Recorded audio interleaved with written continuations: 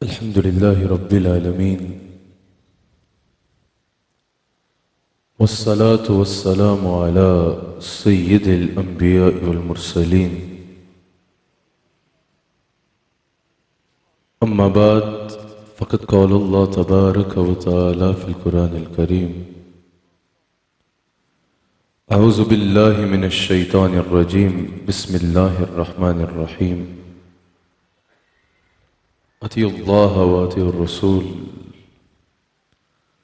सदक़ल्लाहुल अज़ीम व सदक़ रसूलुहुन नबियुल करीम।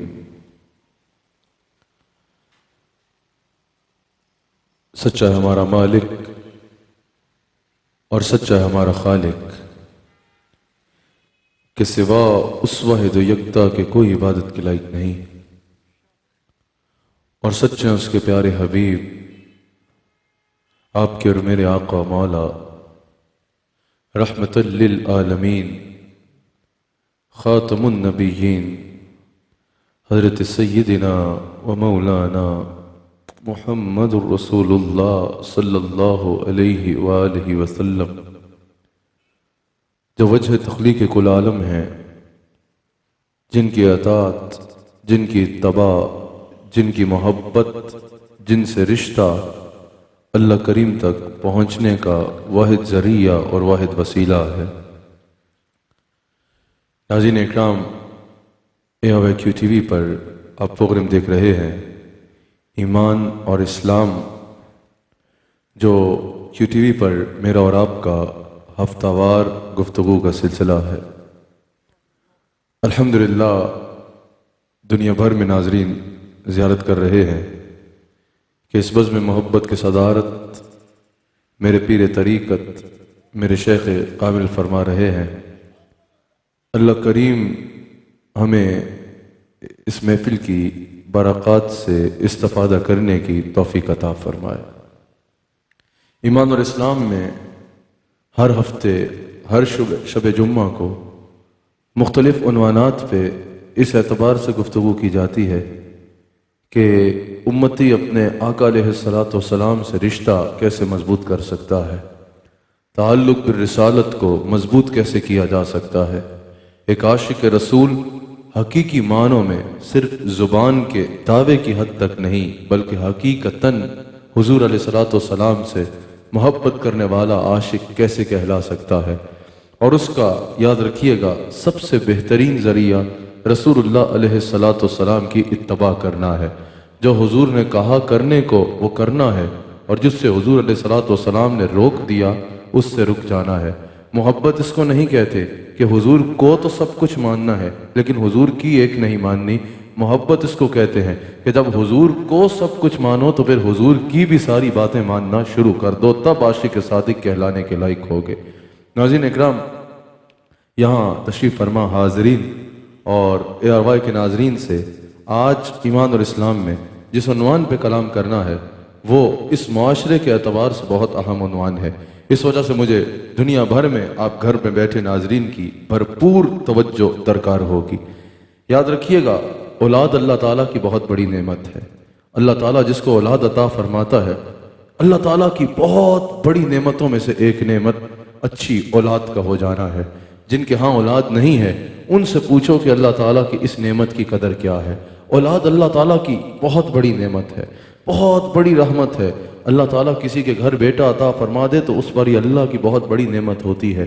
अल्लाह ताला किसी को बेटी अता फरमा दे तो उस शख्स पर ही अल्लाह की बहुत बड़ी रहमत होती है। लेकिन याद रखिएगा, हर कामयाब इंसान, हर कामयाब खातून और हर कामयाब इंसान, चाहे वो दुनियावी एतबार से कामयाब हो, दुनिया में दौलत कमा जाए, दुनिया में नाम कमा जाए, दुनिया में इक़्तिदार पा जाए, दुनिया के एतबार से आगे निकल जाए, या वो खुश नसीब दीन में आगे चला जाए, अल्लाह को राज़ी कर ले, अल्लाह और उसके रसूल के इताअत और इत्तबा में ज़िंदगी गुजारे, अल्लाह के कामिलीन में शामिल हो जाए, हर एतबार से हर कामयाब इंसान के पीछे वालिदैन की तरबियत का किरदार होता है। वालिदैन की तरबियत बहुत अहम होती है। वालिदैन के ऊपर अल्लाह की बहुत बड़ी नेमत और एहसान औलाद का होना है। अब ये वालिदैन के ऊपर है कि वो तरबियत करके उनको दुनिया और आखिरत में अपने लिए रहमत बना लें, उनको दुनिया और आखिरत में अपने लिए बायस नजात बना लें, या उनकी तरबियत की न करें, उनकी दुनिया के हाल पे छोड़ दें, उनको उनके अपने हाल पे छोड़ लें और दुनिया में भी अपने लिए बोझ बना लें और आखिरत में भी अपने लिए वबाल बनाए। ये वालिदैन के ऊपर है। नाज़रीन इकराम, अल्लाह करीम कुरान करीम में इरशाद फरमाता है, अल्लाह करीम कुरान करीम में अपने बंदों की रहनुमाई फरमाते हुए इरशाद फरमाता है, ऐ ईमान वालो, अपने आप को और अपनी औलाद को जहन्नुम के आग से बचाओ, आग से बचाओ जिसका ईंधन लोग और पत्थर होंगे। यहां पर अल्लाह करीम हमें हुक्म फरमा रहा है कि हमने अपने आप को और अपनी औलादों को जहन्नुम की आग से बचाना है। ये तब ही मुमकिन है जब हम पहले अपनी इस्लाह करेंगे और फिर अपनी औलाद की इस्लाह करेंगे। सबसे पहले अल्लाह करीम हमें फरमा रहा है, तुम अपनी इस्लाह करो, तुम गुनाहों को छोड़ दो, तुम ये देखो कि जिंदगी को कैसे बसर करना है, शरीयत मोहम्मदी को थाम लो, अल्लाह अपनी जबीनों को जो है वो सजदों के नूर से आबाद कर लो, अल्लाह ताला की बंदगी शुरू कर दो, इबादत में कामिल हो जाओ, फराइज में कोताही ना करो। क्या यही काफी होगा? नहीं, फिर अपने मामलात जिंदगी पाकीज़ा करो, अपनी जिंदगी वैसे गुजारो जैसे अल्लाह और उसके रसूल सल्लल्लाहु अलैहि वसल्लम ने तुम्हें गुजारने को कहा है। अल्लाह की मखलूक के साथ अपनी अखलाकियात को बेहतर करो, तुम्हारी अखलाकियात बेहतर हो, तुम्हारा किरदार बेहतर हो, हर एतबार से तुम ऐसे बच जाओ कि बन जाओ कि तुम अपने आप को जहन्नुम की आग से बचाओ। और जब अपने आप को जहन्नुम की आग से बचाने का इंतजाम करो, फिर तुम्हारी ये जिम्मेदारी है कि वही इस्लाह अपनी औलाद की भी करो, अपनी औलाद को भी जहन्नुम की आग से बचाने की कोशिश करो। इस एतबार से इस्लाह करो कि वो अल्लाह और उसके रसूल के ऐसे फरमाबरदार बन जाएं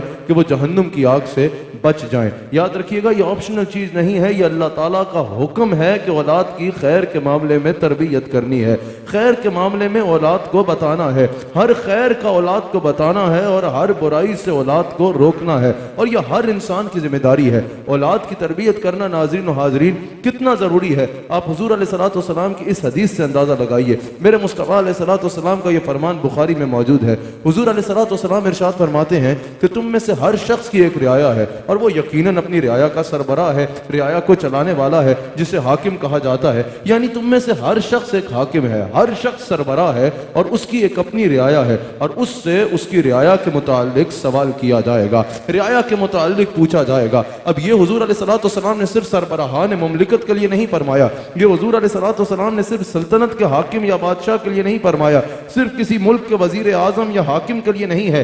ये हदीस हुजूर अलैहिस्सलाम ने हर एक शख्स के लिए इरशाद फरमाई है। एक मुफलिस से मुफलिस फकीर भी होगा, उसको भी हुजूर अलैहिस्सलातु वस्सलाम फरमा रहे हैं कि तुम भी अपनी रियाया के हाकिम हो, तुम भी अपनी रियाया के सरदार हो, और तुम्हारी भी एक रियाया है। उसकी रियाया से मुराद क्या है? जो फैमिली हेड है वो सरबराह है, वो एक हाकिम है, और उसके ज़ेरे कफालत उसकी जितनी फैमिली है वो उसकी रियाया है। यानी अगर एक शौहर है, उसकी बीवी उसकी रियाया होगी, उसकी औलाद उसकी रियाया होगी, और उससे उसकी औलाद के बारे में, उसकी बीवी के बारे में, उसकी रियाया के मुतालिक सवाल किया जाएगा, पूछा जाएगा कि क्या तुमने अपनी ज़ौजा की हर जरूरियात को पूरा किया या नहीं किया, क्या तुमने अपनी ज़ौजा का ख्याल रखा या ना रखा, क्या तुमने इज्जत दी या ना दी, जो उसके हकूक थे वो तमाम उसको पहुंचाए या ना पहुंचाए। फिर जो तुम्हारी औलाद है, क्या तुमने अपनी औलाद के लिए मेहनत की या नहीं की, क्या अपनी औलाद को सही खिलाया या नहीं खिलाया, क्या अपनी औलाद को अच्छी तरह रखा या नहीं रखा, क्या अपनी औलाद की तालीम का इंतजाम किया या नहीं किया, अपनी औलाद को अच्छी तरबियत दी या नहीं दी, अपनी औलाद की नीड्स ऑफ गुड लाइफ उसको मुहैया की या नहीं की। हर एतबार से एक हाकिम से उसकी रियाया के मुतालिक पूछा जाएगा। यानी हर शख्स से पूछा जाएगा, जो तुम्हारे अयाल थे, जो तुम्हारे घर वाले थे, तुमने उनका किस एतबार से ख्याल रखा, उनकी जरूरियात पूरी की या नहीं की, तालीम मुहैया की या नहीं की, तरबियत की या नहीं की। ये नहीं कि आपकी औलाद है तो आपकी प्रॉपर्टी है, जिससे दिल आए रख ले। अल्लाह ताला ने सवाल करना है कि मैंने तुम्हें जो रियाया दी थी, मैंने तुम्हें जिस नेमत के रिश्तों से नवाजा था, क्या तुमने उनके तकाजों को निभाया या नहीं निभाया। सिर्फ शौहर से ही सवाल नहीं होना, बीवी से भी सवाल होना है, औरत से भी सवाल होना है कि शौहर तो बाहर मसरूफ था, शौहर तो सारा दिन जो है वो बच्चों के लिए रिज़्क़ हलाल की जुस्तजू करता था, सारे घर का बोझ अपने कंधे पे उठाए हुए था। क्या तुमने शौहर के बच्चों की सही से तरबियत की या नहीं की। तुम जो है बस खाना बना के फिल्में ड्रामे लगा के जो है बस बच्चों को कार्टून पर लगा बैठी, या बैठ के उनकी तरबियत भी की? क्या तुमने उनके खैर के मामले में उनको तरबियत की? क्या फेरी टेल्स ही सुनाते रहे, या रसूलुल्लाह अलैहिस्सलातु वस्सलाम की सीरत के वाक़यात भी बताए कि उनको दीन से वाबस्ता करने की कोशिश भी की? बीवी से भी पूछा जाएगा, क्या सिर्फ सारा माल शौहर ने लाना है, तुमने खाना बनाना है, खिला देना है और बच्चों को दाइयों के हवाले करके प्ले ग्रुप को भेज देना है? ऐसा नहीं है। बीवी से पूछा जाएगा कि तुमने उसके बच्चों की तरबियत में क्या किरदार अदा किया? उसने तो सारा दिन अपना खून पसीना बहाया और कमाया और बच्चों के लिए लेके आया, तुम्हारी जिम्मेदारी थी उनकी तरबियत करना। हुजूर ने फरमाया, माँ की गोद पहली दर्सगाह है, क्या तुमने अपना किरदार अदा किया या नहीं किया? आज जो है शौहर क्योंकि सारा दिन बाहर होता है, ये भी जो पूरी दुनिया में इस वक्त मुझे सुना जा रहा है, हमारे ARY के जितने नाज़रीन में ख़वातीन मुझे सुन रही हैं, इस बात को भी जरूर समाअत फरमाइए, ये भी औरत की जिम्मेदारी है। बाप तो सारा दिन बाहर होता है, जो सुबह उठता है बेचारा, मजदूरी करता है, काम करता है, रात तक अपने बच्चों के खाने पीने के लिए, अपने बच्चों के रहन सहन के लिए, अपने बच्चों के स्कूलों की फीसें भरने के लिए, अपने बच्चों के नीड्स ऑफ गुड लाइफ उनको मुहैया करने के लिए मेहनत करता है। लेकिन बच्चों को नजर नहीं आ रही होती, वो बच्चों को यही नजर आता है भाई बाप सारा दिन निगाहों से ओझल होता है और माँ ही हमें खाना खिला रही होती है, माँ ही खाना बना रही होती है, माँ ही जो है अगर बच्चे का पेशाब तक साफ करना है तो वो माँ कर रही होती है। ये सारी चीजें बच्चे को नजर आ रही होती हैं माँ की। लेकिन क्योंकि बाप घर में होता नहीं है, बाप तो बाहर धूप में मजदूरी कर रहा होता है, बाप का किया बच्चों को नजर नहीं आ रहा होता।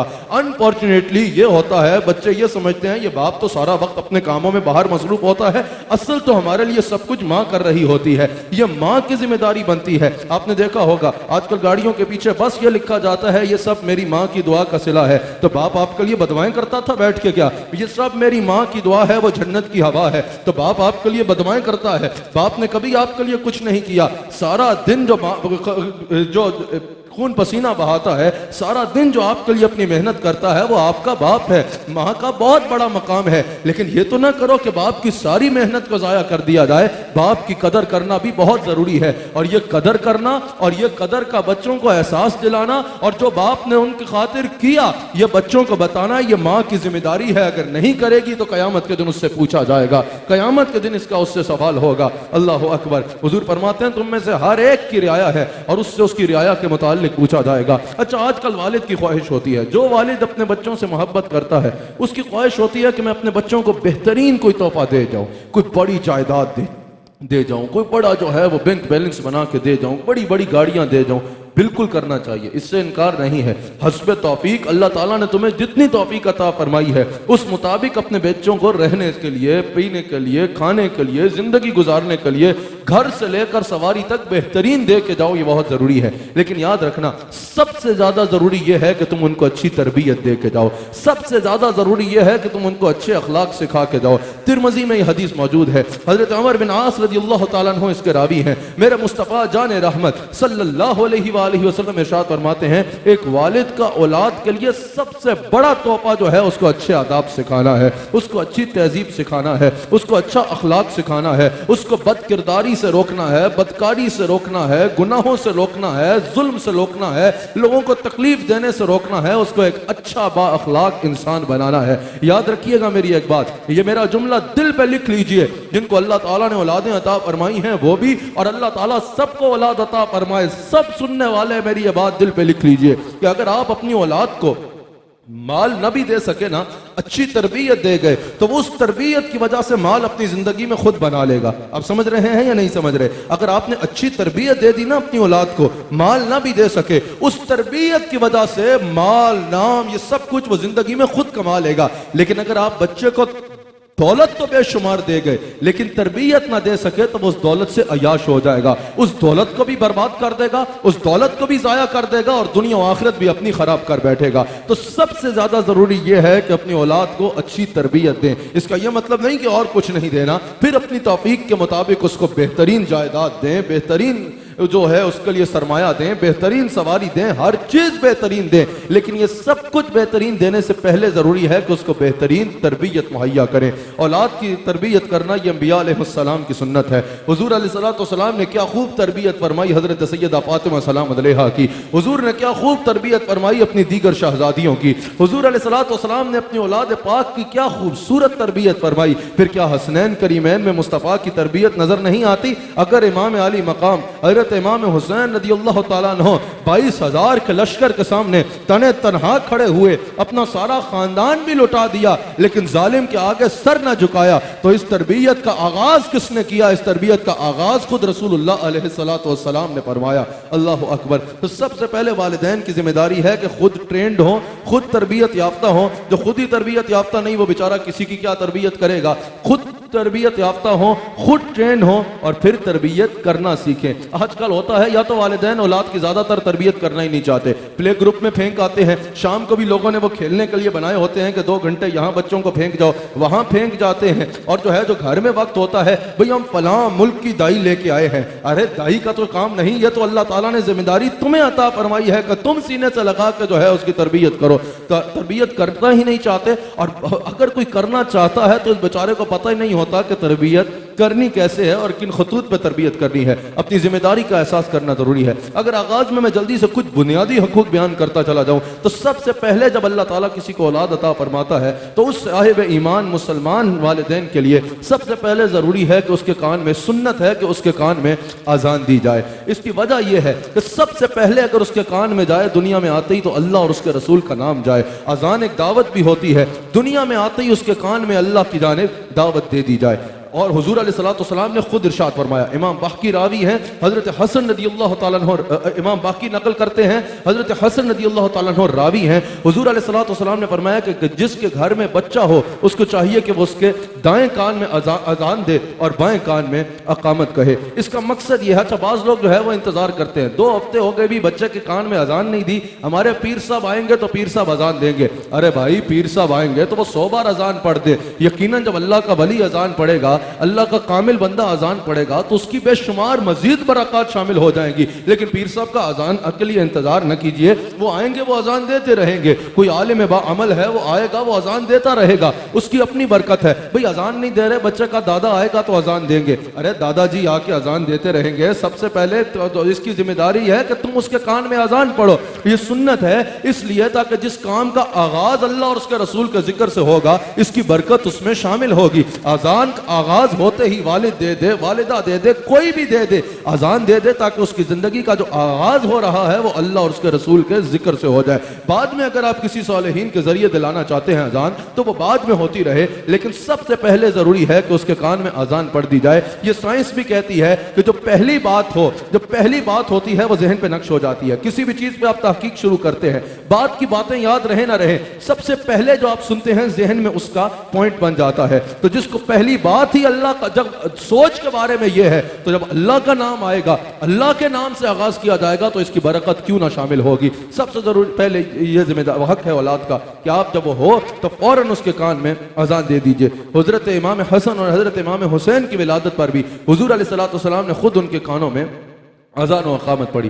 अल्लाह अकबर। फिर जो है वो घुट्टी देना सुन्नत है। बाज़ जगहों पे समझा जाता है ये सिर्फ जो है बड़े सगीर की रवायात है, ये हमें हमारी रवायात दीन में मिला है। घुट्टी देना बच्चे को सुन्नत है। हुजूर अलैहिस्सलाम हज़रत उम्मुल मोमिनीन आयशा सिद्दीक़ा सलामुल्लाहि अलैहा फरमाती हैं, सही मुस्लिम में मौजूद है कि हुजूर अलैहिस्सलाम की बारगाह में सहाबा अपने बच्चे लाते और हुजूर उनको घुट्टी इनायत फरमाया करते। तो घुट्टी कोई भी दे सकता है, खजूर की घुट्टी देना सबसे पहले सुन्नत है। घुट्टी कोई भी दे सकता है, कोई वालिद दे सकता है, वालिदा दे सकती है, कोई भी दे सकता है। लेकिन यकीनन अगर अल्लाह को कोई कामिल बंदा उस घुट्टी पे हाथ लगाएगा, अगर अल्लाह का कोई नेक बंदा उसकी घुट्टी पे हाथ लगाएगा, अगर कोई कामिल शेख तरीकत वाक़िअतन हो वो उसको घुट्टी देगा, अगर कोई आलिम बाअमल हो वो उसको घुट्टी देगा, तो यकीनन उसकी बरक़ात भी मुंतकिल होंगी। घुट्टी देने के लिए ये ज़रूरी है, ये ना हो कि कोई गुटके की घुट्टी दे दे, इसलिए ज़रा देखभाल के घुट्टी लीजिएगा। अल्लाह ताला हम सबको हुज़ूर अलैहिस्सलाम की हर सुन्नत पर अमल पैरा होने की तौफीक अता फरमाए। तो फिर जरूरी है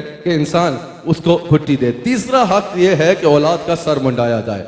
यह भी सुन्नत से साबित है, यह भी हुजूर अलैहिस्सलाम की सुन्नत से साबित है। हुजूर अलैहिस्सलाम ने खुद हजरत सैयदा कायनात हजरत सैयदा फातिमा ज़हरा सलाम अलैहा को हुक्म फरमाया, जब हजरत हसन रज़ियल्लाहु ताला अन्हु की विलादत हुई, कि इनका सर मुंडाया जाए और फिर बालों के बराबर जो है चांदी को सदका किया जाए। तो बच्चे के पैदा होते उसका सर मुंडाना और चांदी के बालों के बराबर चांदी सदका करना यह सुन्नत है। और फिर हजरत सैयदा कायनात सलाम अलैहा ने उसके बाद हजरत ज़ैनब, हजरत उम्मे कुलसूम हजरत हुसैन की विलादत पर भी यह सिलसिला जारी रखा, तो पता चला ये सिर्फ हजरत हसन के लिए नहीं था, दीगर हदीस के मुताबिक भी और सैयदा पाक के इस अमल के मुताबिक भी ये हमेशा के लिए उम्मत के लिए एक रहनुमाई है। अच्छा, बाज लोग सिर्फ कहते हैं कि सिर्फ इतनी चांदी ही सदका करनी है। ये सदका करने का मकसद अल्लाह का शुक्र अदा करना है उस औलाद के मिलने पर, तो इतनी तो करनी ही करनी है, ये सुन्नत है। बाकी अगर कोई सोने के बराबर करना चाहे, अगर कोई जितना बढ़ के करना चाहे उतना अच्छा है, क्योंकि ये अल्लाह ताला का शुक्र अदा करना है और अल्लाह का शुक्र अल्लाह ताला ने जो हैसियत दी है उसके मुताबिक अदा करना चाहिए। फिर उसका हक है उसका अकीका करना। लड़के के लिए 2 बकरे अकीका में करना और लड़की के लिए 1 करना, ये सुन्नत से साबित है। ये हुजूर अलैहिस्सलातु वस्सलाम के इरशाद से साबित है। 7वें दिन, 14वें दिन, 21वें दिन या 28वें दिन जो है वो अकीका किया जाए, वरना जब भी जिंदगी में कर लिया जाए। अगर अल्लामा फैसल साहब का आज भी अकीका किया जाए तो हो जाएगा। जब भी जिंदगी में अकीका किया जाए वो मुनासिब है और उसे कर लेना चाहिए। हुजूर अलैहिस्सलातु वस्सलाम की सुन्नत से साबित है, बुखारी में मौजूद है। हुजूर अलैहिस्सलातु वस्सलाम इरशाद फरमाते हैं, हजरत सलमान बिन आमिर रदियल्लाहु ताला अन्हु रावी हैं, हुजूर अलैहिस्सलातु वस्सलाम ने फरमाया कि बच्चे का अकीका करो, उसका खून बहाओ और उससे आफात को और बीमारियों को और बलाओं को यानी दूर कर लो। जब अल्लाह ताला की शुक्र करते हुए, कोई हदीस बुखारी में मौजूद है, कोई अकीका करता है अपने बच्चे का, उस पर खून बहाता है जानवर का, अल्लाह ताला उसको आफात से, बीमारियों से और बलाओं से महफूज फरमा देता है। लड़के के लिए जैसा मैंने बताया कि 2 और लड़की के लिए 1 करना जरूरी है, लेकिन अगर कोई साहिब इस्तात नहीं है, इतनी ज्यादा उसके पास दौलत नहीं है, वो 1 भी करेगा तो अकीका उसका हो जाएगा। बेहतर यह है, मुहद्दिसीन ने कहा, जब बाद में उसको माल मुयस्सर आए तो वो दूसरा भी कर दे। और इसमें हिस्सा भी डाला जा सकता है। अगर कुर्बानी का, जिस तरह कोई ईद उल अज़हा पे अपनी वाजिब अदा कर रहा है कुर्बानी, उसमें वो 7 हिस्सों में से 1 हिस्सा अपनी कुर्बानी का डाल देता है तो इससे उसका कुर्बानी वाजिब अदा हो जाएगा। बाकी हिस्सों में अगर वो अपनी औलाद के अकीके का शामिल करना चाहता है तो हिस्सा शामिल कर सकता है। या अगर कोई अपने 2 बच्चों का, 3 बच्चों का इकट्ठा करना चाह रहा है तो वो 1 जानवर लेकर जिसके 7 हिस्से होते हैं उनमें भी अकीके का हिस्सा डाल सकता है। मुहद्दिसीन ने कहा कि अकीके के बाद ये दुआ की जाए, अकीके के वक्त ये दुआ की जाए कि या अल्लाह ये फलां बिन फलां का अकीका है, इस जानवर के खून के बदले इसके खून की हिफाजत फरमा, इसकी हड्डियों के बदले इसकी हड्डियों की हिफाजत फरमा, इसके बालों के बदले इसके बालों की हिफाजत फरमा, इसके तमाम आज़ाए बदन के जरिए जो है, इसके तमाम के बदले जो है इसके आज़ाए बदन की हिफाजत फरमा। इस दुआ से पता चला कि अकीका बीमारियों को, बलाओं को हर एतबार से दूर कर देता है। 5वां हक, जब आपका बच्चा हो तो उसका खतना करना है, यह शायर इस्लाम में शामिल है। हुजूर अलैहिस्सलातु वस्सलाम ने इरशाद फरमाया, बुखारी में यह हदीस मौजूद है, हजरत अबू हुरैरा रदियल्लाहु ताला अन्हु इसके रावी हैं, मेरे आका के फरमान से बाला और पाक किसी का फरमान नहीं है। मेरे आका अलैहिस्सलातु वस्सलाम इरशाद फरमाते हैं, हुजूर अलैहिस्सलाम फरमाते हैं, 5 चीजें फितरत हैं। सबसे पहले खतना करना, हुजूर अलैहिस्सलातु वस्सलाम ने फरमाया, फितरत में शामिल है। यानी ये सिर्फ इस उम्मत में नहीं, पहली उम्मतों में भी इसका हुक्म मौजूद था। खतना करना जो है वो फितरत में शामिल है। हुजूर अलैहिस्सलातु वस्सलाम ने इरशाद फरमाया, ज़ेरे नाब बालों को साफ करना, यह फितरत में शामिल है। हुजूर अलैहिस्सलातु वस्सलाम ने फरमाया, लबों से बालों को साफ करना, यानी अपनी मूंछों को जो है वो सही रखना, यह फितरत में शामिल है। नाखून का काटना फितरत में शामिल है और बगल के नीचे के बालों को काटना, मेरे मुस्तफ़ा करीम सल्लल्लाहु अलैहि वसल्लम ने फरमाया, यह फितरत में शामिल है। फिर उसका नाम रखना अच्छा उसका हक है। हुजूर अलैहिस्सलाम ने फरमाया कि अपने बच्चों के लिए अच्छे नामों का इंतखाब करो। उम्मुल मोमिनीन हजरत आयशा सिद्दीका सलाम अलैहा फरमाती हैं, तरगीब व तरहीब में यह हदीस मौजूद है, मेरी माँ सिद्दीका बिन्त सिद्दीक हजरत आयशा सलाम अलैहा फरमाती हैं कि हुजूर अलैहिस्सलातु वस्सलाम अक्सर जो है वो इंसानों के, जानवरों के, शहरों के और बस्तियों के नाम बदल दिया करते और हुजूर अलैहिस्सलातु वस्सलाम इरशाद फरमाते कि नाम का जो है वो शख्सियत में भी असर हो सकता है। बाज़ औक़ात कहा जाता है ना, नाम का शख्सियत में असर, लोग कहते हैं नहीं नाम का क्या असर होना है। हुजूर अलैहिस्सलाम ने फरमाया कि नाम का शख्सियत में असर हो सकता है, लेकिन ये याद रखिएगा, अगर पाकान उम्मत में से किसी की निस्बत से नाम होगा, यानी अगर किसी का नाम सैयदा फातिमा सलाम अलैहा की निस्बत से है, या किसी का नाम खुलाफाए राशिदीन की निस्बत से है, या हसनैन करीमैन की निस्बत से है, फिर इन नामों को न बदला जाए। इन नामों में बरकत के सिवा और कुछ भी नहीं होता। नामों का जो है वो जिंदगी में असर होता है, ये हुजूर अलैहिस्सलातु वस्सलाम ने खुद इरशाद फरमाया। जैसा यह हदीस में मौजूद है, अबू दाऊद में एक शख्स हुजूर की बारगाह में हाजिर हुआ,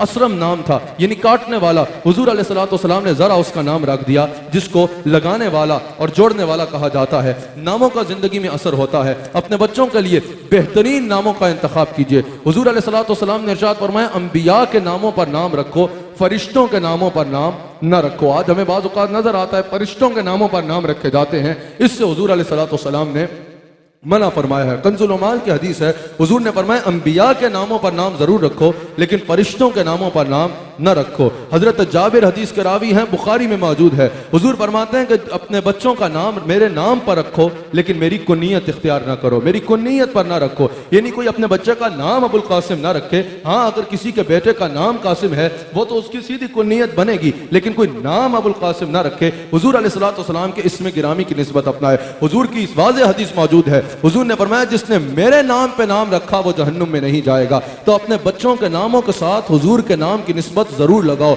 ये उनके लिए भी वसीला नजात बनेगा और तुम्हारे लिए भी वसीला नजात बनेगा। नामों के लिए निस्बतों का ढूंढना जरूरी है, निस्बतों का ढूंढना जो है वो बेहतरीन है। आज लोग नया नाम तलाश करना चाहते हैं, बहुत अच्छी बात है, जरूर करना चाहिए, लेकिन ये देखिएगा कि वो नया नाम भी जो हो वो किसी अहले बैत की निस्बत से हो, सहाबा की निस्बत से हो। बहुत अच्छा है कि अंबिया की निस्बत से हो या कुरान और हदीस से हो। अगर निस्बत वाला होगा तो यकीनन उसका जिंदगी में असर होगा। फिर परवरिश की बारी आती है, परवरिश की बात आती है। परवरिश में उसका नान नफका है, उसका खाना पीना है, उसकी तालीम और तरबियत है, यह बेहद जरूरी है। अल्लाह करीम कुरान करीम में इरशाद फरमाता है कि जिसके बच्चे हैं उस पर दस्तूर के मुताबिक उनके रोटी और कपड़ा लाजिम है। यानी औलाद पर खर्च करना हैसियत के मुताबिक अल्लाह ताला इसका वालिदैन को हुक्म फरमा रहा है कि अपनी हैसियत के मुताबिक अपनी औलाद पर जरूर खर्च करो। हुजूर अलैहिस्सलातु वस्सलाम कुरान करीम में अल्लाह करीम इरशाद फरमाता है कि हैसियत के मुताबिक अपने बच्चों पर खर्च करो। सूरह तलाक की आयत नंबर 7 में अल्लाह ने फरमाया।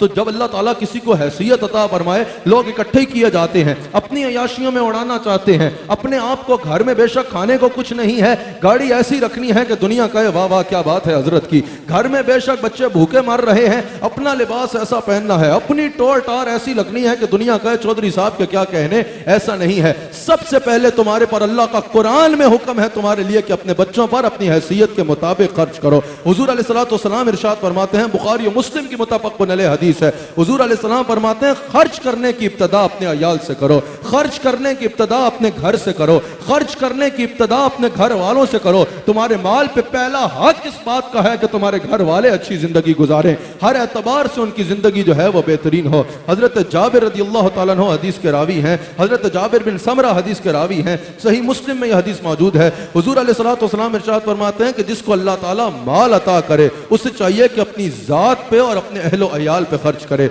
हुजूर अलैहिस्सलाम फरमाते हैं कि जो माल तुम अपने अहलो अयाल पे खर्च करोगे अल्लाह उस पे भी तुम्हें सदका का सवाब अता फरमाएगा। यार कितना खूबसूरत दीन है हमारा। इंसान अपने घर वालों पे खर्च कर रहा होता है, अपने बच्चों पे खर्च कर रहा होता है, अपने ही बच्चों की जरूरियात पूरी कर रहा होता है और अल्लाह ताला उसके नामा अमाल में उसको सदका मुरत्तब फरमा रहा होता है। क्या खूबसूरत दीन है हमारा। सही मुस्लिम में यह हदीस मौजूद है। हजरत अबू हुरैरा रज़ियल्लाहु तआला अन्हु इसके रावी हैं। हुजूर अलैहिस्सलातु वस्सलाम इरशाद फरमाते हैं कि जिसके पास एक दिरहम है, जिसको अल्लाह ताला दिरहम अता करे, अल्लाह ताला उसको यानी माल अता करे, एक दिरहम ऐसा है जो वो गुलाम आजाद करने में लगाता है, एक दिरहम ऐसा है जो वो मसाकीन में सदका करने के लिए लगाता है, एक दिरहम ऐसा है जो वो किसी एतबार से भी कहीं लगा देता है, एक दिरहम ऐसा है जो वो अल्लाह की राह में खर्च करता है और एक दिरहम ऐसा है जो वो अपने घर वालों पे लगाता है। हुजूर अलैहिस्सलातु वस्सलाम फरमाते हैं, इसको बड़े गौर से सुनिएगा, मेरे मुस्तफा अलैहिस्सलाम फरमाते हैं अजर के एतबार से सबसे अजीम दिरहम वो होगा जो तुम अपने घर वालों पे खर्च करोगे,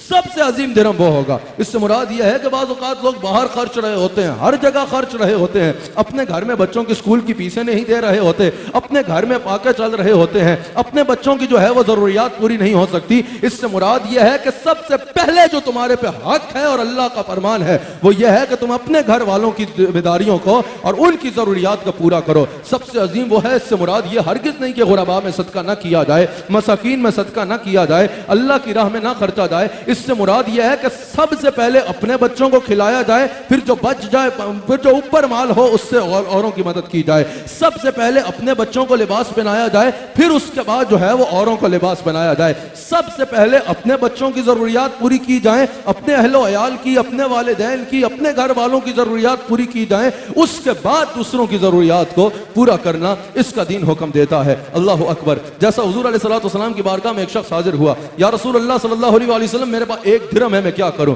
हुजूर अलैहिस्सलाम ने फरमाया अपनी जात पे खर्च दो। कहा या रसूल अल्लाह एक और है, एक और दिरहम है। हुजूर अलैहिस्सलाम ने फरमाया उसको अपने अहलो अयाल पे खर्च दो, अपने अहले खाना पे खर्च दो, अपनी बीवी पे खर्च दो, अपने बच्चों पे खर्च दो। कहा या रसूल अल्लाह एक और दिरहम है। हुजूर ने फरमाया उसको अल्लाह की राह में सदका कर दो। ये तरतीब हुजूर अलैहिस्सलाम ने खुद फरमाई कि अगर अल्लाह ताला तुम्हें माल अता फरमाए तो उसको इस एतबार से खर्चना है। लोग कमा तो लेते हैं, खर्च करना बोझ समझते हैं। अब एक कब्र में लेके जाएगा क्या ये माल? हुजूर अलैहिस्सलाम वाज़ेह फरमा रहे हैं अगर अल्लाह माल अता करे अपने पे खर्चो, अपने अहले खाना में खर्चो, और फिर जो बचे उसको अल्लाह की राह में सदका कर डालो। जब कोई इस एतबार से जिंदगी गुजारेगा अल्लाह ताला उसको वहां से रिज़्क़ अता फरमाएगा जिसका वो तसव्वुर भी नहीं कर सकता। बच्चों पर खर्चना और उनकी तरबियत करना, उनकी परवरिश करना, ये आखिरत भी इंसान की बना देता है। सही मुस्लिम में हदीस मौजूद है, हजरत अमर बिन आस रज़ियल्लाहु ताला अन्हु हदीस के रावी हैं। हुजूर अलैहिस्सलाम ने इरशाद फरमाया कि जिसको अल्लाह ताला ने 2 बेटियां अता की उसने उनकी भरपूर कफालत की, अपने पूरे दिल के साथ, गोया कि मुहद्दिसीन कहते हैं दिल के साथ उनकी कफालत की, हर एतबार से उनकी जरूरियात का पूरा किया। हुजूर फरमाते हैं और वो बालिग हो गई। हुजूर अलैहिस्सलाम ने अपना दस्त हद बुलंद फरमाया और फरमाया वो 2 उंगलियों की तरह मेरे करीब होगा। और फिर हुजूर अलैहिस्सलाम ने अपनी उंगलियों को जोड़ के फरमाया। अब वो कैसे फरमाया वो तो हुजूर ही जानते हैं, वो इशारा कैसा है वो तो हुजूर का इशारा है। हुजूर ने दस्त मुबारक को बुलंद फरमाया, 2 उंगलियों को जोड़ा और 2 उंगलियों को जोड़ के फरमाया। हुजूर अलैहिस्सलाम ने फरमाया जो ये काम करेगा, 2 बेटियां अता फरमाई अल्लाह ने, वो बालिग हो गई, उसने उनका गोया कि फर्ज अदा कर दिया। हुजूर फरमाते हैं कि वो इस तरह कयामत के दिन मेरे करीब होगा जिस तरह ये 2 उंगलियां करीब हैं। जिस तरह 2 उंगलियां जोड़ लो तो करीब होती है ना, हुजूर फरमाते हैं कयामत के दिन वो मेरे ऐसे करीब होगा। क्या बात है मेरे मुस्तफा अलैहिस्सलाम की। लेकिन याद रखिएगा इससे मुराद ये नहीं है कि सिर्फ बच्चों पे खर्चना है। कुरान करीम में सूरह बकरा की आयत नंबर 215 में अल्लाह करीम ने इरशाद फरमाया कि आपसे जो माल के मुताल्लिक सवाल करते हैं उनको फरमा दीजिए कि तुम्हारे माल पर सबसे पहला हक तुम्हारे वालिदैन का है।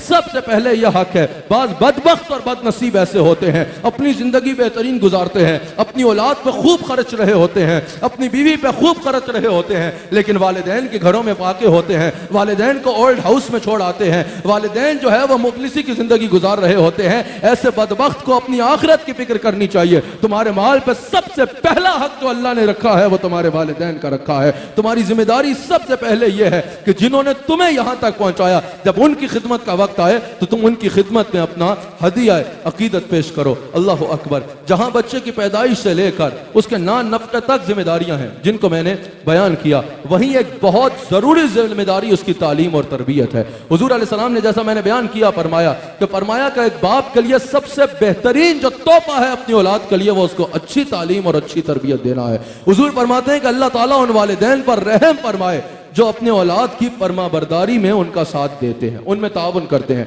यानी औलाद पे इतना बोझ नहीं डाल देते जिसकी वो ताबेदारी कर ही ना सके। ताबेदारी का यानी गोया के नाजायज फायदा नहीं उठाते। अगर वो ताबेदार हैं तो उन पे इतना बोझ ही नहीं डाल देते कि बेचारे वो सोचेंगे हमने ताबेदारी क्यों की। हुजूर फरमाते हैं कि बेहतरीन वालिदैन वो हैं, अल्लाह उन पर रहम फरमाए जो उनकी ताबेदारी में उनके साथ ताउन करते हैं। लेकिन अगर ताबेदार औलाद है तो उसके ऊपर ऐसा काम नहीं डाल देते जो वो कर ही ना सके। अल्लाह अकबर। फिर जरूरी यह है तरबियत और तालीम में, अगर आप कितना बदनसीब वालिदैन है वो जो अपने औलाद को धंधा तो सारा सिखा दें, बिजनेस तो सारा सिखा दें, काम तो सारा सिखा दें। सिखाना चाहिए, यह भी जरूरी है जिंदगी गुजारने के लिए। यह मतलब नहीं कि ना सिखाएं, लेकिन अगर बच्चा 30 साल का हो जाए, धंधे में बेहतरीन हो, बिजनेस में बेहतरीन हो, काम में बेहतरीन हो, लेकिन उसको गुस्ल के फराइज ही नहीं पता तो क्या करना है ऐसे बच्चे का। और वालिदैन की जिम्मेदारी है कि सबसे पहले बच्चे को तहारत के मसाइल सिखाएं। जिसको वुजू करना ही नहीं आता सही से, वुजू या गुस्ल के फराइज ही नहीं पता, 35 साल का हो गया है अभी तक उसको गुस्ल के फराइज का नहीं पता,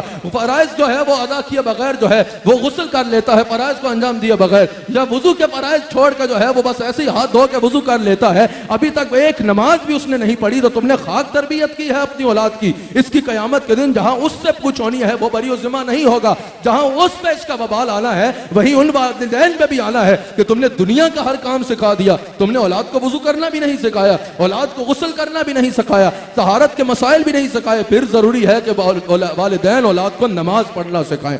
नमाज के बताएंगे क्या फराइज हैं, नमाज किस अंदाज में पढ़नी है, बच्चे को सही तरीके से नमाज पढ़ना तो आती हो। आज अगर पूछा जाए आशिक रसूल कौन है, 1000 बंदा हाथ उठाएगा। हकीकी आशिक रसूल वो होगा जिसको नमाज से तो सही तरह पढ़नी आती हो, तुम्हें नाते 500 याद हो, नमाज सही से पढ़ना नहीं आती तो तुम आशिक नहीं हो। तुम आशिक तब बनोगे जब हुजूर अलैहिस्सलाम की सुन्नत पे पूरा उतरोगे, हुजूर की शरीयत को मजबूती के साथ थाम लोगे। अल्लाह अकबर। वालिदैन की जिम्मेदारी है, तरबियत का अंदाज होता है यार। हमारे पाकिस्तान में बड़े मशाइख में एक शेख हैं जिनको हजरत बाबा फरीद मसूदगंज शकर रहमतुल्लाह अलैह कहा जाता है। उनकी वालिदा ने क्या खूब तरबियत की। तमाम खवातीन जो इस वक्त मुझे सुन रही हैं उनके लिए मिशल राह है, पर मैंने थोड़ी देर बयान करना है अगर मुझे करने दिया जाए, कि तमाम वालिदैन जो हैं उनके लिए ये बात जो है वो मिशल राह है। समझ आ रही है? बड़ी भरपूर आप सबकी मुझे तवज्जो दरकार है। अल्लाह अकबर। सबसे जरूरी यह है वालिदैन का तरबियत करना, और तरबियत का अंदाज क्या हो। आपकी तवज्जो है सबकी, पूरे नाज़रीन की भी मुझे तवज्जो दरकार है। बाबा फरीद रहमतुल्लाह अलैह की वालिदा उनको कहा कर नमाज की तरकीब देती थी। अच्छा, ये जो अंदाज है, ये जो आप सुनेंगे आपको खुद अंदाजा हो जाएगा, ये 15 साल के बच्चे को ऐसे नहीं बहलाया जा सकता, 10 साल के बच्चे को भी ऐसे नहीं बहलाया जा सकता। 8-9 साल का भी बच्चा मेरी समझ के मुताबिक तो इतना समझदार होता है कि उसको जो है ऐसे नहीं बहलाया जा सकता। मेरा ख्याल है यकीनन ये उससे भी कम उम्र की बात है। अरे तो बाबा फरीद की वालिदा कहती कि बेटा नमाज पढ़ोगे ना, जब उठ के जब बिस्तर छोड़ोगे गरम बिस्तर और अल्लाह के हुजूर सजदा रेज़ होगे ना, नमाज पढ़ोगे तो तुम्हारे मुसल्ले के नीचे से शक्कर निकलेगी, अल्लाह शक्कर खिलाएगा। वो क्या करती, मसल्ला बिछाती और नीचे रात को शक्कर रख दिया करती। बाबा फरीद उठते, सजदे करते, जब फजर के बाद मसल्ले के नीचे से देखते तो शक्कर निकला करती। बड़े शौक से खाया करते कि अल्लाह को सजदे किए, अल्लाह ने शक्कर भेजी है। अल्लाह अकबर। एक रात ऐसा हुआ बाबा फरीद की वालिदा शक्कर रखना भूल गई। अब उनको सुबह ख्याल आया कि आज जब मसूद उठेगा वो देखेगा कि शक्कर तो नहीं है, उसके कहीं उस जज्बे में कमी ना आ जाए, या जब उसको पता चलेगा ये तो वालिदा रखती थी, कहीं जज्बे में कमी ना आ जाए, कहीं वो जो रूटीन है इसको छोड़ ना दे। एक खौफ आया।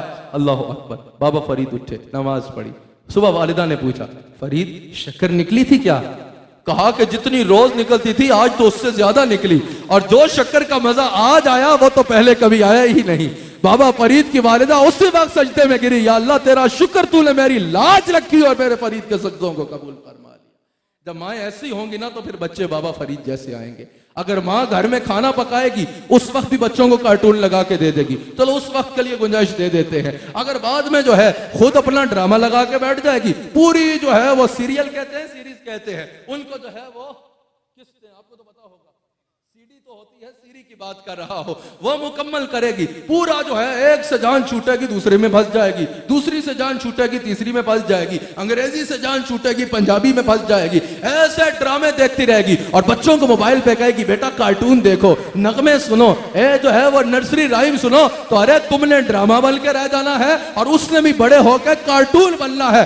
अगर चाहते हो तुम्हारे घर में बाबा फरीद जैसे बच्चे आए, अगर चाहते हो तुम्हारे घर में मोहम्मद सरहंदी जैसे बच्चे आए, अगर चाहते हो कि शेख अब्दुल कादिर के गुलाम तुम्हारे घर में पैदा हो, तो किरदार भी उनकी माँ वाला अपनाना होगा, किरदार भी उनकी माँ वाला अपनाना होगा। माँ कार्टून दिखाती रहे तो बच्चों को क्या फरिश्तों ने आकर सिखाना है? फरिश्तों ने आकर बच्चों की तरबियत करनी है। अल्लाह ने तुम्हें जिम्मेदारी दी है, ड्रामे फिल्में छोड़ो और अपने बच्चों की तरबियत पे तवज्जो दो। समझ आई या नहीं आई?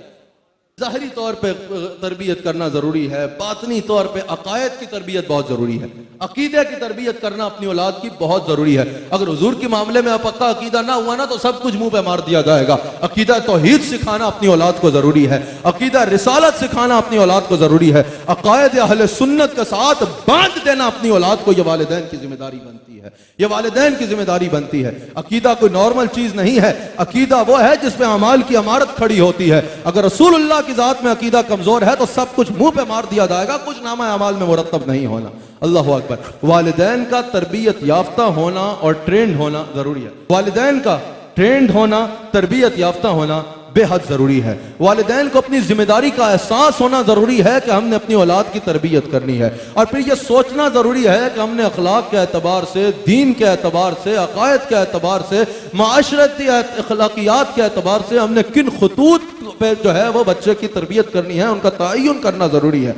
ज़हनी तौर पे वालिदैन तैयार ही नहीं होते। बस औलाद हो गई, उससे पहले उसका कमरा बनाना है, अच्छा आजाना झूला लेके आना है, फिर जो है उसके लिए खिलौने लाने हैं, सब कुछ लाओ भाई, लेकिन सबसे जरूरी यह है बैठो आपस में और सोचो कि अब हमारे सर पे जिम्मेदारी आ रही है, औलाद आ रही है, हमने उसकी तरबियत करनी है तो किन खतूत पे करनी है। आजकल हमारे माशरे में यह मसला दरपेश है, या तो जैसे मैंने पहले कहा तरबियत करना आती नहीं ही, और अगर आती भी है तो तरबियत के लिए तैयार ही नहीं होते। अगर वालिदैन खुद तरबियत के लिए तैयार ही नहीं होंगे, जहनी तौर पे उनको तैयारी ही नहीं होगी कि हमने अपनी औलाद की तरबियत करनी है, ये बिल्कुल ऐसे ही है जैसे कोई बगैर पढ़े यूनिवर्सिटी में पढ़ाने बैठ जाए, तो शागिर्दों का तो सच्चा ना सोना है। अगर कोई शेख तरीकत बन के बैठ जाए, उसको खुद रूहानियत की अलिफ बे नहीं आती, तसव्वुफ का कुछ पता ही नहीं है, तरीकत का कुछ पता ही नहीं है, शरीयत के बारे में आगाह ही नहीं है, खुद उसको रूहानियत की जो है नुक्ता भी नहीं पता, और जो है लोगों की रूहानी मनाजिल तय कराने का जामिन मान जाए, तो मुरीदों बेचारों का सत्यानाश ही होना है ना, उन मुरीदों का बेड़ा गर्क ही होना है। बिल्कुल ऐसे ही अगर कोई वालिदैन खुद ही तरबियत याफ्ता नहीं है, वो किसी की खाक तरबियत करेंगे, औलाद की तरबियत कैसे करेंगे? अल्लाह अकबर। हुजूर अलैहिस्सलातु वस्सलाम का यह इरशाद सुनिए, मेरे मुस्तफ़ा अलैहिस्सलातु वस्सलाम का यह इरशाद बुखारी में मौजूद है, और इससे आपको अंदाजा होगा कि वालिदैन की तरबियत कितनी अहमियत की हामिल है। हुजूर अलैहिस्सलाम फरमाते हैं हर बच्चे की विलादत जो है वो फितरत पर होती है। आप समझ रहे हैं, कोई ईसाई पैदा नहीं होता, कोई हिंदू पैदा नहीं होता, कोई यहूदी पैदा नहीं होता, हर बच्चे की विलादत फितरत पे होती है। हुजूर फरमाते हैं ये वालिदैन हैं जिनके जरिए वो ईसाई बन जाता है, यहूदी बन जाता है, या जो है वो मजूसी बन जाता है, या उस पे अल्लाह का करम हो तो मुसलमान हो जाता है। वालिदैन की तरबियत इतनी जरूरी है, यानी बच्चा पैदा होते ही अपने मजहब का तयन करने के लिए भी, जिसपे उसकी तमाम आखिरत का दारो मदार है, मुनहसर है उसके आखिरत के मामला, जिस पर अपने मजहब का तयन करने के लिए भी बच्चा वालिदैन की तरबियत का मोहताज होता है। यहां से अंदाजा लगाएं कि वालिदैन की तरबियत कितना जरूरी है। आगे अल्लाह उस पर करम करे, वो मुसलमान हो जाए तो उसका मुकद्दर, वरना इमाम गजाली इस हदीस में तबसरा करते हुए कहते हैं कि बच्चे वालिदैन के पास अल्लाह की अमानत है। बच्चे का दिल साफ आईने की तरह होता है, जैसे आईने के सामने आप जो करो आईने में वही आ रहा होता है ना, इसी तरह बच्चे के सामने आप जो करोगे उसने वही करना है। तो हर बात पर जरूरी है कि वालिदैन तरबियत हासिल करें और उनकी बेहतरीन तरबियत करें, उनकी बेहतरीन तरबियत सर अंजाम दें। आप देखते होंगे बच्चों के सामने आप जो करो वो करते हैं, आपको यहां से अंदाजा हो गया ना, मजहब भी उसका वो होता है तो उसके वालिदैन का होता है। आगे चल के इतनी अहमियत की हामिल है तरबियत, अकीदे के मामले में भी यही होता है। तो वालिदैन को अपने अकायद हर चीज दुरुस्त रखना जरूरी है, क्योंकि उनका अक्स उनके बच्चों की जिंदगी में आना है। एक चीज आप बच्चों के आगे देखते होंगे, जो करोगे बच्चों ने उसको कॉपी करना होता है। आप सर पे हाथ रखोगे वो सर पे हाथ रखेंगे, आप उनको जैसे चल के दिखाओगे वो वैसे चल के दिखाएंगे, आप उनके आगे अगर घोड़े की तरह चलोगे वो वैसे चलना शुरू कर देंगे, अगर सही से चलोगे वो वैसे चलेंगे, जो जिस तरह बोलोगे वो उस तरह बोलेंगे, जिस लहजे में बोलोगे वो उस लहजे में बोलेंगे। वालिदैन इसको गेम समझ रहे होते हैं, ये गेम नहीं है, ये जिसको आप गेम समझ रहे होते हो ये अपनी जिंदगी के तौर तरीके तय कर रहे होते हैं, ये उनकी जिंदगी का तौर तरीकों की बुनियाद बन रही होती है। यह बेहतरीन वक्त है उनकी तरबियत करने का, बिलखुसूस 4 साल से लेकर 10 साल तक जो बच्चों की उम्र होती है, आप जो करते हो वो उसको कॉपी करने की कोशिश करते हैं। यह बेहतरीन है कि इससे पहले कि वो बदकारों को अपना आइडियल बना ले, वालिदैन अपने बच्चों के आइडियल बन जाए, वालिदैन अपने बच्चों की खूबसूरत अंदाज में तरबियत करें। ये गोल्डन टाइम, सुनहरे लम्हात होते हैं औलाद की तरबियत करने के लिए। फिर याद रखिएगा, घर का माहौल अच्छा होना औलाद की तरबियत में बहुत मैटर करता है, कि घर का माहौल अच्छा हो, घर का माहौल पाकीज़ा हो, घर का माहौल जो है वो दीन के मुताबिक हो। बड़ी गौर से मेरी बात सुनिएगा, घर का माहौल बहुत इंपॉर्टेंट होता है। और वालिदैन जो मुझे सुन रहे हैं पूरी दुनिया में इस वक्त, अगर आप तरबियत के एतबार से अपने बच्चों पर सबसे बड़ा एहसान करना चाहते हैं तो वो ये है, अपने बच्चों के सामने झगड़े ना करें, अपने बच्चों के सामने आपस में लड़ाई झगड़े ना करें, अपने बच्चों के सामने बिला वजह के बहस मुबाहिसे ना करें। रिश्तों में होता है, इख्तलाफात हो जाते हैं, बच्चों के सामने ऐसे झगड़े ना करें,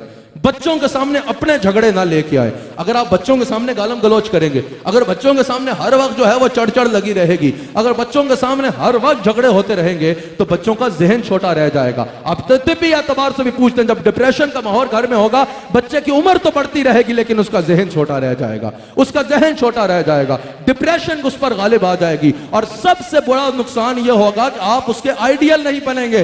अरे बाप को अपने बच्चे का आइडियल होना चाहिए। जब वो बाप को हर वक्त शोर शराबा करते देखेगा और माँ को हर वक्त जो है वो चक चक करते देखेगा, तो क्या वो वालिदैन उस बच्चे के आइडियल बनेंगे? हरगिज आइडियल नहीं बनेंगे। फिर वो अपने आइडियल ढूंढने खुद निकल जाएगा, और फिर वो जिस तरह के भी आइडियल ढूंढ के ले आए, आपको उस पर फिर गिला करने की जरूरत नहीं है और ना हक है। आपके पास जब वक्त था, आपने उसके आगे आइडियल बनना था ना। अगर आप आपस में खुशगवार माहौल में रहेंगे, घर का माहौल डिप्रेशन में क्रिएट नहीं करेंगे, घर के माहौल में अगर आप अपने घर का माहौल जो है वो मोहब्बत भरा रखेंगे, तो आपकी औलाद भी आपकी तरह की सुकून वाली जिंदगी गुजारना चाहेगी। आपकी औलाद के भी आप आइडियल बनेंगे, आपकी औलाद आपसे सीखेगी और आपकी औलाद का जहन बढ़ना शुरू हो जाएगा। फिर जो आप कहोगे आपकी औलाद वो करेगी। एक बाप के लिए सबसे बड़ी कामयाबी यह होती है कि बेटे का आइडियल वो बाप बन जाए, बेटा उस रास्ते पे चले जो बाप का रास्ता है। यह तब होगा जब बाप अपने वक्त का बड़ा हिस्सा अपने बच्चे की तरबियत में देगा, अपने बच्चे की तरबियत में देगा। याद रखिएगा, घर का माहौल बहुत जरूरी होता है। बच्चा आपका अल्फाज ही नहीं देखेगा, आपका अमल देखेगा। आप सुन रहे हैं या बाहर जा रही है बात? चले बाहर भी जा रही है तो चले पूरी दुनिया में ही जा रही है। जो सुनेगा उसका फायदा है, उसका फायदा है। बड़े भरपूर से मेरी इन बातों को सुनिएगा और अपने दिल पे रखिएगा, अपने दिल पे रखिएगा, ये आपके फायदे की बात है। आप बच्चे को 1000 काम कहते रहे ना, बच्चा आपका अमल देखेगा, अल्फाज नहीं देखेगा। अगर मैं अपने बच्चे के सामने झूठ बोलूंगा ना, तो बच्चा मैं 100 तकरीरें कर दूं, झूठ बोलना गुनाह है। बच्चा मेरी तकरीरें नहीं देखेगा, बच्चा मेरा अमल देखेगा, अमल देखेगा। आपका अमल देख के बच्चा फैसला करेगा। अगर चाहते हो कि औलाद झूठ ना बोले तो खुद झूठ बोलना छोड़ना पड़ेगा। अगर मेरे घर में फोन आए, और अगर मेरे घर में फोन आए, मैं अपने बच्चे से कहूं वो बोल दो जी अब्बा बाहर गया हुआ है, बाहर गया हुआ है, घर पे नहीं है, और वो बोल दे, तो उसको झूठ बोलना किसने सिखाया? कल मैं उससे तकाजा कर सकता हूं कि झूठ ना बोलो? हरगिज नहीं कर सकता, क्योंकि झूठ बोलना मैंने सिखाया है। अगर मैं अपने बच्चे के सामने गालियां दूंगा, कल मैं उससे किस मुंह से तकाजा करूंगा तुम गालियां ना दो? जब गालियां देना सिखाया ही मैंने है, तो मैं क्या कहूं कि मेरे लिए शरीयत और है और तुम्हारे लिए और है, मेरे लिए अखलाकियात के मयार और है और तुम्हारे लिए और है? हरगिज नहीं। अगर मैं अपने बच्चे के सामने वाहियात फिल्में देखता रहूं, तो क्या मैं अपने बच्चे से यह तकाजा कर सकता हूं कि तुमने फिल्म नहीं देख ली? हरगिज नहीं कर सकता। अगर मैं अपने बच्चे के सामने गाड़ी किसी चौकी पे रोकता हूं, पुलिस वाले को रिश्वत दे के आगे चला जाता हूं, तो क्या मैं अपने बच्चे को कह सकता हूं कि तुमने रिश्वत नहीं देनी, रिश्वत से बचो? हरगिज नहीं कह सकता। मैं कोई भी बुराई जब अपने बच्चे के सामने करूंगा, फिर वो गिला बच्चे से नहीं करना चाहिए, वो मेरा कसूर है कि वो बुराई करना मैंने सिखाई है। समझ आ रही है या नहीं आ रही? सबसे पहले बच्चों की तरबियत के लिए जरूरी है कि खुद बुराई छोड़ो, खुद खैर का अमल करो, फिर तुम्हारा बच्चा तुम्हारा किरदार देख के तुमसे सीखना शुरू कर देगा। हम चाहते हैं भाई हम दुनिया का हर बुरा काम करें और उसके चस्के भी लें, और औलाद से हमने बड़ी जो है वो उम्मीदें लगाई होती हैं। ऐसा दुनिया के किसी माशरे में नहीं होगा। घर का माहौल दीनी होगा तो बच्चे दीनदार होंगे, घर का माहौल अगर बदकारी का होगा तो बच्चे भी बदकार बनेंगे। यह हकीकत आपको तस्लीम करना जरूरी है। अल्लाह अकबर। याद रखिएगा, बच्चे की तरबियत में माँ और बाप दोनों का बड़ा अहम किरदार होता है, दोनों का बड़ा अहम किरदार होता है। बाप बच्चे का आइडियल होता है। आप देखते होंगे जो कामयाब बाप होते हैं, दयानतदार बाप होते हैं, वो बच्चे के आइडियल बनते हैं। एक दीन के खादिम का बच्चा है, और अगर वो सही तकाज़ों पे दीन की खिदमत कर रहा है, तो बच्चा खुद ब खुद उस खिदमत की तरफ माइल हो जाता है। एक शेख तरीकत है, जरिया मुआश नहीं बनाया, बल्कि हकीकतन लोगों का ताल्लुक अल्लाह और उसके रसूल से जोड़ा, बच्चा भी उस लाइन पे आ जाता है। समझ आ गई? अगर कोई आलिम शरीयत है, आलिम है, हकीकी मानों में दीन की खिदमत कर रहा है, तो बच्चा भी आलिम बनता है, दीन की खिदमत करता है, उसी लाइन पे आ जाता है। कोई पायलट है, अच्छा कामयाब पायलट है, बच्चा भी उसी लाइन पे आएगा, पायलट बन जाएगा। किसी कामयाब और दयानतदार पुलिस ऑफिसर के बेटे से पूछें तुमने क्या बनना है, वो कहेगा कि मैंने पुलिस ऑफिसर बनना है। किसी अदाकार के बच्चे से पूछें, वो कहेगा मैंने अदाकार बनना है। किसी गायक के बच्चे से पूछें, वो कहेगा कि मैंने गायक बनना है। जो बाप करेगा, बच्चा का बाप आइडियल होगा। तो सबसे पहले जरूरी यह है कि बाप बेहतरीन रास्ते अपनाए, ताकि उसके औलाद भी उन बेहतरीन रास्तों पे चल सके। फिर तरबियत का सिलसिला माँ की गोद से शुरू होता है। हुजूर ने फरमाया पहली दरसगाह माँ की गोद है। माँ का बाकिरदार होना, माँ का बाअखलाक होना, माँ का खुद तरबियत याफ्ता होना बेहद जरूरी है, ताकि वो अपनी औलाद की तरबियत कर सके।